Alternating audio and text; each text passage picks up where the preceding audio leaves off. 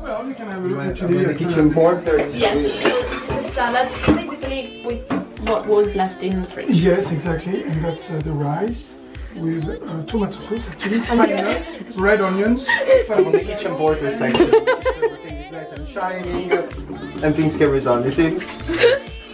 It's like being back home. So I'm from Italy, north of Italy, a little town near Venice. I'm from the opposite side of the country, South Italy, in Sicily, Catania. I'm from France, Paris. And Ray is where are you from? Switzerland. Switzerland. Locarno.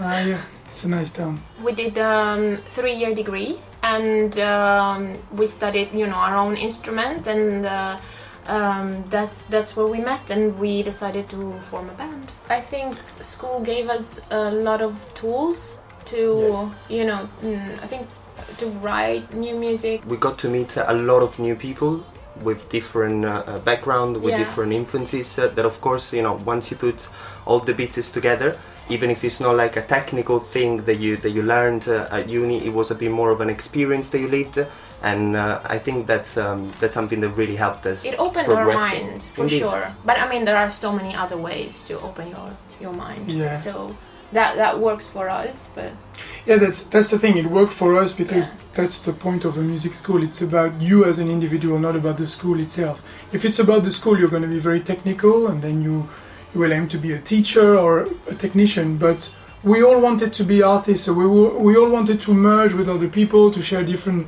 musical backgrounds. I think they can't really teach you how to get signed. There's not a recipe, and there's not Gaspar, everybody. The studio cat. The studio cat. Yeah, there's not a rule, so it's not something that you can learn at school. You can just learn the tools to make good music and just to understand how the business works. But then it's really no one really teaches you the right formula. That there is no such a thing. Exactly. Or at least there is a very individual formula for every single individual. I think we listen to very different stuff. Like I'm from a very pop background, electropop, alternative, Max. Yeah, more of a blues, folk background, bass guitarist, and I discovered many genres in London: neo soul, gospel music, jazz a lot, electronic music, even if I was listening to it in France. But yeah, everything made sense in London. It was such a broad marmite of styles that I just it opened my mind a lot. Marmite. Yeah. That's so cool. Yeah. What's a marmite? Just came. God, I tried Marmite. Marmite. It's like.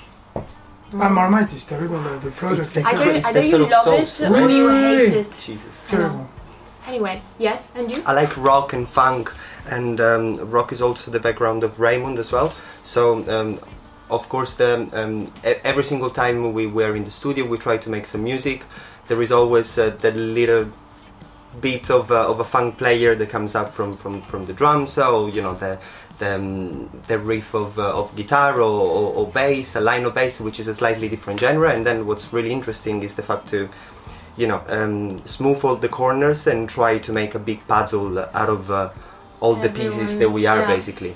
But then for the band, that's the thing. When you create a band, you are suddenly obeying to a sound that the band is telling you. It's becoming something else that you need to serve. So, but when we want to have fun, it's either a big rock with Ray. Or funky then stuff. I come in and I ruin everything because I'm like, can you put a bit of reverb? The vibes goes down. Make it a little bit quirky. We're only inspired by ourselves.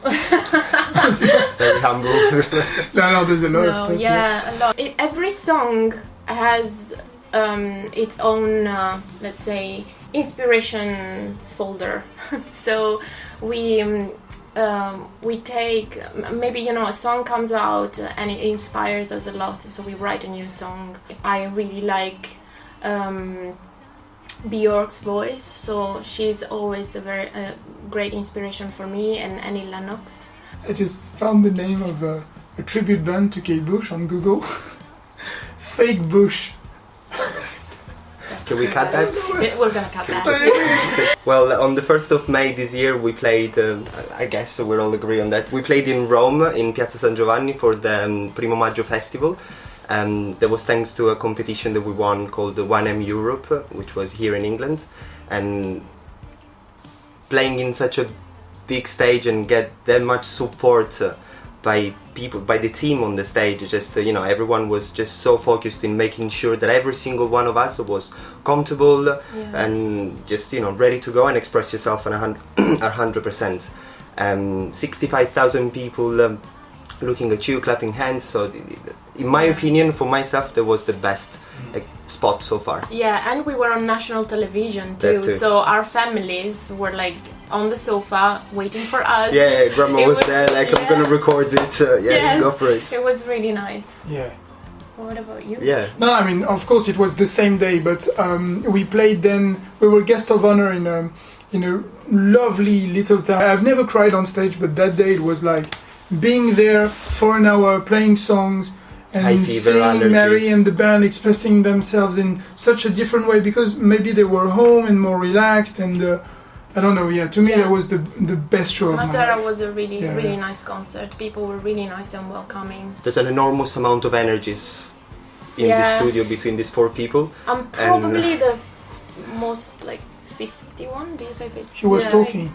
Sorry, yes. That's exactly what I'm talking about. You can see that. I'm not bossy, I'm a leader.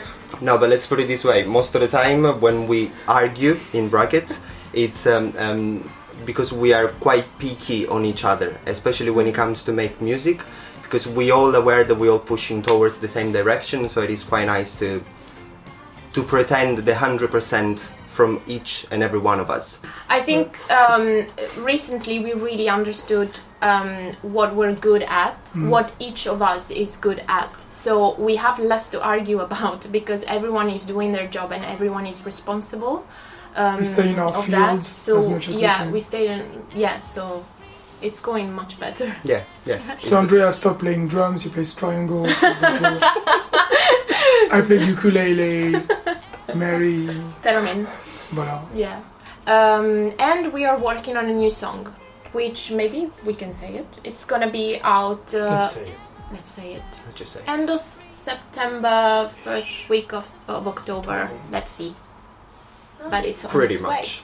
way. And it's called A Rose is a Rose. A rose is a rose. We said it. Thank you. Thank you very much. Thank you.